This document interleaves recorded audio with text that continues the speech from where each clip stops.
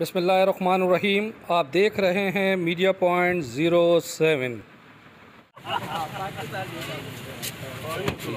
इस वक्त मौजूद है मेरे सामने पीपल्स पार्टी के सीनियर रहनुमा हाजी अनवर ख़ान महर नेशनल प्रेस क्लब पहुँचे हैं।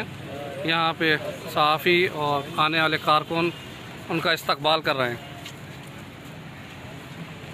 मेरे ख्याल में इलेक्शन होने जा रहे हैं, तकरीबन ये मई में होंगे, अंदाज़ा यही है।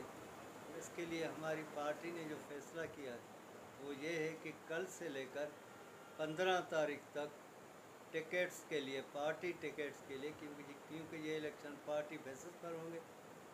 पार्टी ने दरख्वास्तें के लिए लोगों से कहा है कि जिससे पीपल्स पार्टी की टिकट चाहिए वो हमें, अगर हम 2 साल भी डेवलपमेंट एक्सपेंडिचर को कम कर दें तो मेरे ख्याल में कर्जा तो हमारा वैसे ही उतर जाए और टैक्स कलेक्शन सही हो तो हमारा मुल्क माला माल है। हमारा मुल्क कोई गरीब मुल्क नहीं। अर्बन अगर रूरल के लिए कोटा सिस्टम है तो हमें तो उस पर एतराज़ नहीं होना चाहिए।